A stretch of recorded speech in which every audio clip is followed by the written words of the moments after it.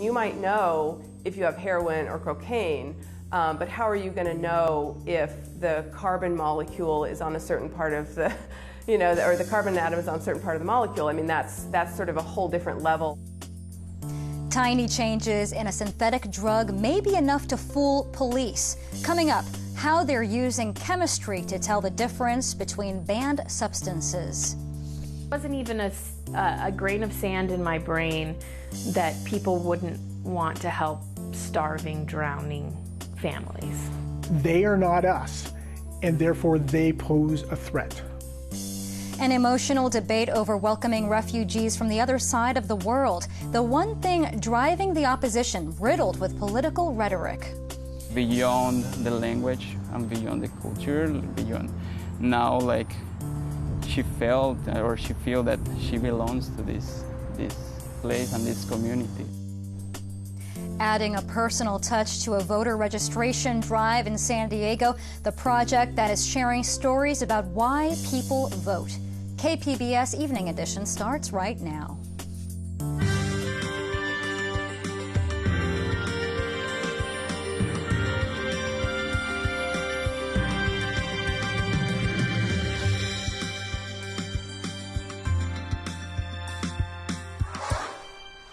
Good evening and thanks for joining us. I'm Maya Trabulsi. California lawmakers approved a $123 billion state budget late this afternoon. That boosts funding for safety net programs while socking away billions of dollars to prepare for a recession. The plan includes more money for child care programs, affordable housing, and in-state enrollment at UCs. And it repeals a 90s-era cap on welfare payments that discouraged recipients from having more children. Democrats have generally praised the budget but did not win as much spending as they wanted. Republicans warned that expanded long-term spending commitments will lead to deficits down the road. San Diego is bracing for a heat wave this weekend when we may see temperatures hitting 20 degrees above average. The heat may be just the beginning of one of the hottest years on record. Some experts want to know if this is connected to a climate change trend. Scientists from around the world are gathering in San Diego to explore the topic at a conference hosted by the University of San Diego. A longtime geophysicist from the U.S. Geological Survey says it's not just greenhouse gases that have caused record temperatures around the globe for the past 2 years. Peter Ward says ozone depletion caused by the Barrow-Abunga volcano eruption in Iceland in 2014 is also to blame. Now that's good news, because if it's Barrow-Abunga that's causing the warming, next year we can expect it to be getting cooler again. Global temperatures in 2015 were 1.5 degrees Fahrenheit above the average for all of the 20th century. 2016 is on track to be even warmer. We'll break down timing of this heat wave in tonight's KPBS weather report in about 12 minutes. A fire fee in California residents living in hazardous areas will not increase this year. Officials today decided homeowners living in at-risk areas will continue paying $152 as a prevention fee to CAL FIRE. The money is used to manage brush and other fire prevention measures. The fee generates about $80 million each year. Changes to the fee are deliberated every year in June. The force of a killer Southern California earthquake shook through a manufactured building today on the world's largest outdoor shake table in San Diego. KPBS reporter Eric Anderson shows us how we are getting ready for a rumble. This huge piston will recreate the force of the Northridge earthquake, an earthquake that killed more than 50 people. Researchers built this 6-story building on top of the piston-driven shake table. The steel-framed structure seemed to do pretty well as the severe shaking got underway.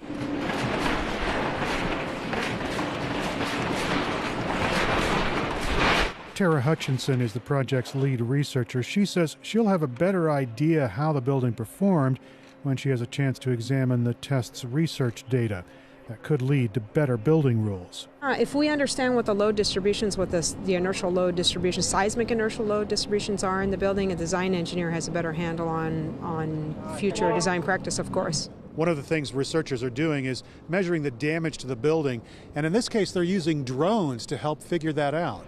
Researcher Falco Kuster says drones took detailed digital images before, during, and after the tests to measure the impact of the shaking. That allows scientists to create digital models of the structure. The idea is to assess what type of damage occurred, what the potential danger is, right, to the inhabitants and so on, and how, after an event, how to flag a building. Huster says a red, yellow, or green designation could give authorities a quick assessment so they can target their relief efforts. Researchers will compare the drone-gathered information to the actual structure. Eric Anderson, KPBS News. A filibuster continues tonight on the U.S. Senate floor, launched by Connecticut Senator Chris Murphy. He says he'll remain on the floor until he has some sign that there is a coming together on gun control. He says the inaction on the issue is unconscionable. I can't tell you how hard it is to look into the eyes of the families of those little boys and girls who were killed in Sandy Hook and tell them that almost 4 years later, we've done nothing at all to reduce the likelihood that that will happen again to another family. And the filibuster comes 3 days after 49 people were killed in a nightclub in Florida in the deadliest mass shooting in recent history. A Senate committee is asking the FBI to turn over its files on Orlando gunman Omar Mateen. In a letter on Wednesday to Attorney General Loretta Lynch, the Senate Committee on Homeland Security and Governmental Affairs asked the FBI to provide records related to 2 previously closed investigations concerning Mateen. The committee also requested details of the placement and removal of Mateen from a terrorist watch list, any prior visits to the Pulse nightclub before the attack, and his travel to Saudi Arabia. 5 suspected drug traffickers are facing charges today following an undercover narcotics investigation at an East Lake area strip mall. It ended with a Homeland Security agent shooting and killing a 6th suspect. According to a statement from the Chula Vista Police Department, the suspect attacked an agent who opened fire. Authorities say the other suspects face charges of possession of marijuana for sale, robbery, and conspiracy. Human error is being blamed for a deadly training accident of a Navy SEAL. A Navy Special Warfare investigation show errors were made by his supervisors. It also cites the inexperience of the 29-year-old man who was killed during parachute training last year. Investigators say supervisors allowed him to participate in a complex jump before he was ready. SEAL officers say training has been changed to include a more gradual progression toward difficult jumps. The synthetic marijuana drug called Spice is legal to sell over the counter in much of the state. That's because drug makers ever so slightly alter their formulas to get around bans on specific chemicals. Now, San Diego is fighting back by outlawing the drug's effects rather than its chemical makeup. But KPBS reporter Claire Tregesser says some worry the ban could be too broad. Pictures of brightly colored packages with names like Fruit Punch, The Joker, and OMG are spread out on a table. Their shiny wrappers are decorated with cartoon characters. They look more like candy. Catherine Turner is a San Diego city attorney. She's showing examples of the drug Spice that undercover police officers bought legally over the counter. The Spice packages are sold as potpourri, but very expensive potpourri. At $15 a pack, this so-called potpourri can be smoked to mimic marijuana's high.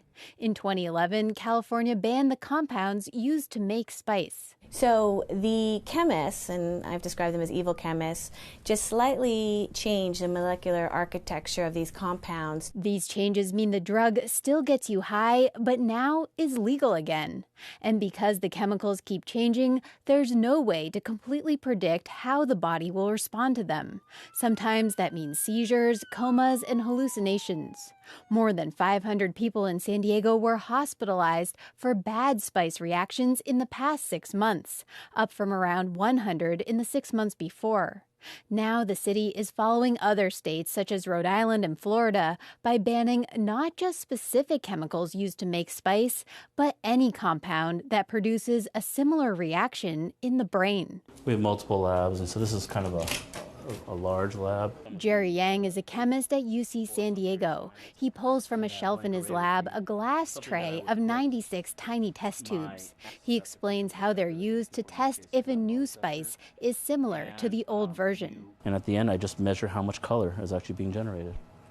Right? It sounds comically simple. The test is easy, but Yang says what's tough is where to draw the line. And so how are you going to manage that? Are you going to screen every product in the world and figure out its biological response and then set limits based on what, based on what you learn? He worries about broadening the ban too much. And so now if you ban anything that elicits a response, how are you going to manage banning things that we didn't intend to ban? You might know if you have heroin or cocaine, but how are you going to know if the carbon molecule is on a certain part of the, or the carbon atom is on a certain part of the molecule? Margaret Dooley-Samueli is the policy director of the San Diego ACLU.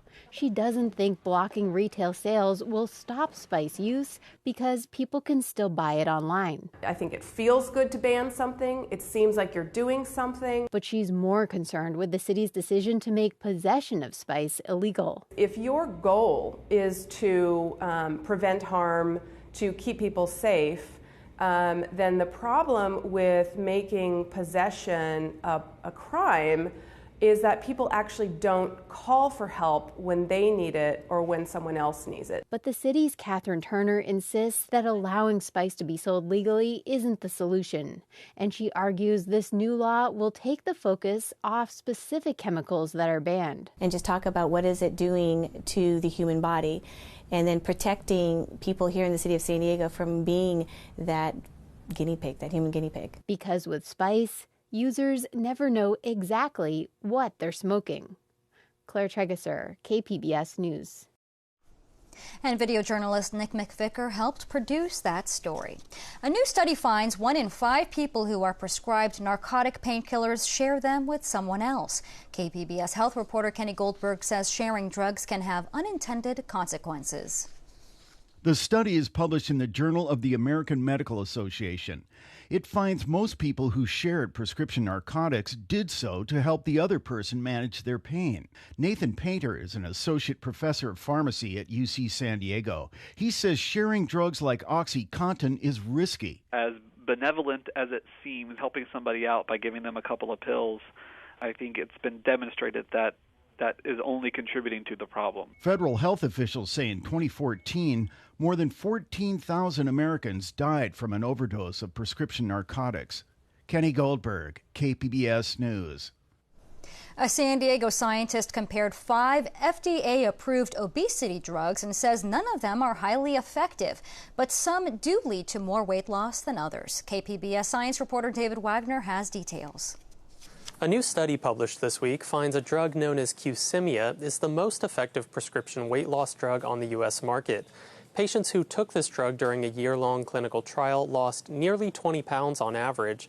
Coming in second, Saxenda helped patients lose nearly 12 pounds. And then further down the list are 2 drugs made by San Diego companies. Contrave helped patients shed 11 pounds on average, while Belviq was associated with about 7 pounds of weight loss. Least effective of all was Ally, an over-the-counter drug that only led to about 5 pounds of weight loss. UC San Diego's Siddharth Singh is senior author of the study. He says none of these results were very impressive, and each drug comes with side effects. Patients need to be aware that these are not magic bullets that will result in a lot of weight loss. Over a third of American adults are obese, but Singh says these drugs are rarely prescribed. David Wagner, KPBS News. Strong rip currents and elevated surf will continue along the San Diego coast today. A National Weather Service beach hazard statement warning of rip and longshore currents is set to remain in effect through tomorrow night. Beachgoers may see surf of up to 7 feet tall along local beaches. Authorities say they may be high enough to break over jetties and seawalls. They say potentially dangerous ocean conditions are expected to subside before a heat wave grips San Diego this weekend. Regina Miller says temperatures in the desert will hit the triple digits all week. That's tonight on the KPBS Weather Report. Well, the big thing we will be dealing with in upcoming days is going to be some excessive heat. But let's take a look and see where things are right now. We've had, with our satellite and radar, some showers around Redding down to Reno. So Northern California, just north of San Fran, seeing the clouds. Seeing a couple of showers there as well, but as you head towards Fresno, Los Angeles, and San Diego, things are pretty quiet. And over the last 6 hours, you can see how not much going on. Oceanside and down into La Jolla, we're just seeing quiet conditions. San Diego looking quiet as well with no clouds, but we will see those clouds increasing for tonight. A temperature of 61 degrees for the metro area. San Diego County, for the overnight hours, those increasing clouds, we'll see a temperature of 57 in Oceanside. We'll see 47 degrees in Ramona, and we'll see a temperature of 43 degrees in Mount Laguna, and mostly clear skies here in Borrego Springs. So as we go through the next couple of days, we will see just seasonable conditions around San Diego, but we'll see the heat increasing. So on your Thursday, seasonable, but that heat really will start to go up. So along the coastline, we'll see a temperature of 72 for your Thursday with some low clouds, then some sun. Clouds breaking for Friday for some sun as well with a temperature of 75. Saturday, fog gives way to some sunshine, but whoo, look how hot it gets by the time we get to Sunday and Monday. We're going back up into the 80s with lots of sunshine. But that's just a starting point. Wait till you see some of the other temperatures in the forecast. Inland, we'll see a temperature of 73 degrees with low clouds giving way to some sunshine. Turning sunny on your Friday as well. And here we're going to see those temperatures going up. We'll make it into the upper 80s by the time we get to Monday with lots of sunshine for the weekend. Mountains, we're going to see those temperatures in the 70s. Enjoy it while you can, because they gradually go up to the 80-degree mark, 85 actually, fog, then some sun on Saturday. Then we're in the 90s in the mountains for Sunday and Monday. But here's where we're really dealing with just the brutal heat. 97 degrees for your Thursday, and that's the low point. Watch how things go up as we go through time. Saturday, we'll see a temperature of 107 with mostly sunny skies, warm conditions. We have excessive heat warnings in effect for Sunday with a temperature of 115. Monday, we'll get to 119 degrees for a daytime high. So definitely, if you're going to be out and about, actually probably stay in, keep well hydrated, make sure the air conditioning is functioning well. I'm Regina Miller, KPBS News. Presumptive GOP presidential nominee Donald Trump is facing a growing backlash from Democrats and Republicans over his call to ban foreign-born Muslims from entering the U.S. But communities across the country face similar questions about who should be welcome and who should be kept out. AP reporter Alex Sands reports on a town in Montana where an argument among residents over whether to allow a small number of refugees to settle has erupted into a larger feud over Islam, big government, and the idea that Americans should take care of our own. Far from Europe, in Big Sky country, these images capturing the often tragic plight of Syrians fleeing their war-torn country expose deep divisions. I can't tell you that if I had seen that photo 2 years ago before my son was born that it would have done what it did. Those pictures of 3-year-old Aylin Curdy gave Missoula, Montana resident Mary Poole a mission: form the group Soft Landing. Its goal: host 10 Syrian families, refugees. What if we could bring refugees to Missoula? Came up really early on in the discussion. Despite support from local officials, there was near instant pushback in surrounding communities. I mean, they really don't know who they're bringing in. You know, it's unnecessary. We have enough problems in this country. It wasn't even a grain of sand in my brain that people wouldn't want to help starving, drowning families. Montana, its snow-capped peaks and small cities, is among the nation's least diverse states. Missoula has hosted refugees before, the Hmong in the late 1970s and 1980s, the Belarusians in the 1990s.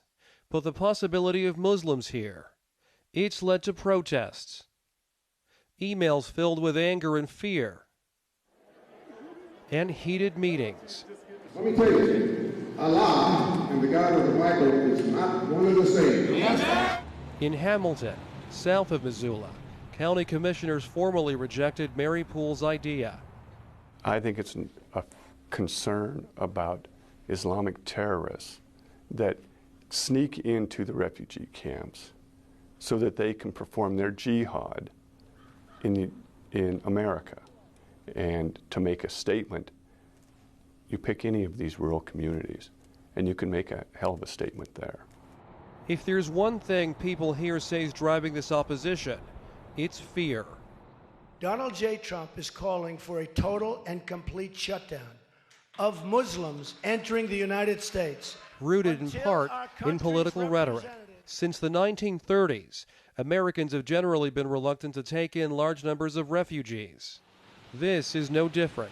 After the terrorist attacks in Paris, a majority of Americans opposed U.S. plans to take in Syrians. If you look across Montana, Wyoming, and parts of Idaho, we are very much a white-only society here. I mean, there's pockets of, or just a handful of colored minorities. And so these are the last areas of white countryside, and I think they want to keep it that way. For all the opposition outside of Missoula, there is some support. Sean Wathan owns his bookstore in Hamilton's Main Street. You put somebody out there is not you. That leads to the potential for what we're seeing. They are not us, and therefore they pose a threat. In parts of Montana, it's led to anger against Muslims and calls for government to take care of the people here first, to create jobs, to help the homeless. A lot of people do perceive this as the government shoving refugees into our community.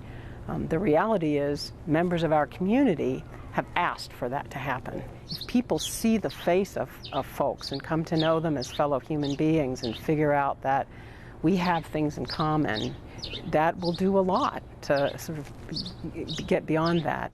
Despite the protests, Soft Landing recently scored a win. 25 years after it closed, the International Rescue Committee is reopening its office in Missoula.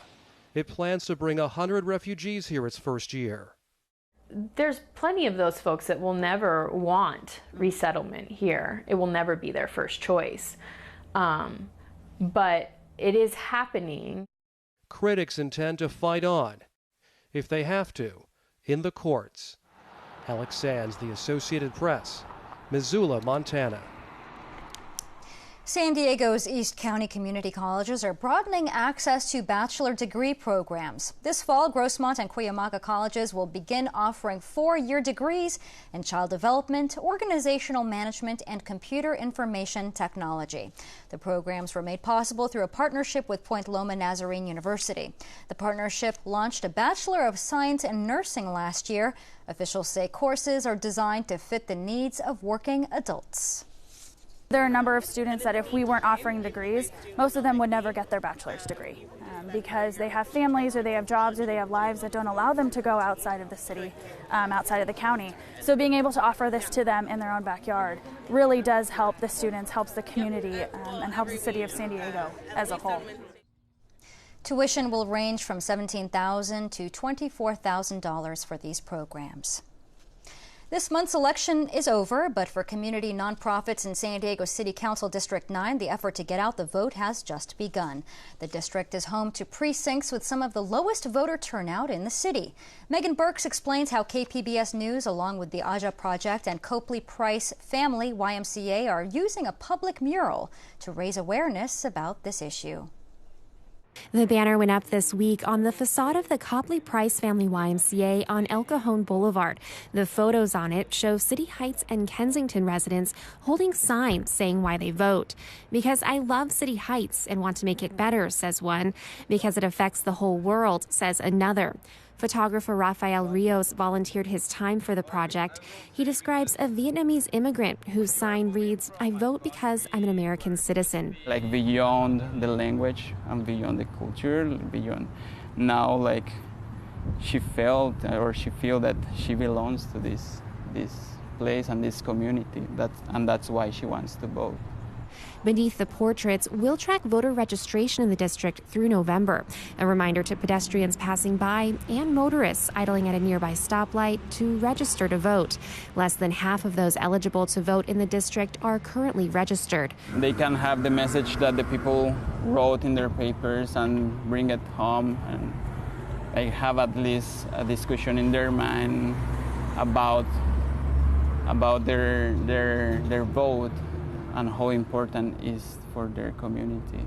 Megan Burks, KPBS News. And you can tell us why you vote. Use the hashtag #CACounts on Twitter and Instagram.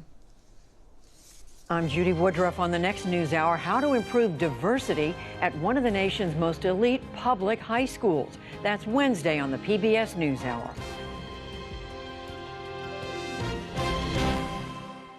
Oh, hi, Scott. How did that Running Man press conference go? Oh, yeah, Chief, about that Running Man Challenge conference. Things got a little bit out of hand. Okay, here it is. The San Diego Police Department showed us their slick moves after taking on the Running Man Challenge. The Miami Police Department called on SDPD to join the internet craze. The challenge requires combining the catchy Ghost Town DJ song My Boo and the popular Running Man dance from the 1990s. The 8-minute clip features several members of the force getting down at several local landmarks. Police Chief Shelley Zimmerman has called for the County Sheriff's Department to go next. And you can find tonight's stories on our website, kpbs.org/evening edition. Thanks for joining us from all of us here. Thanks for watching and have a great evening.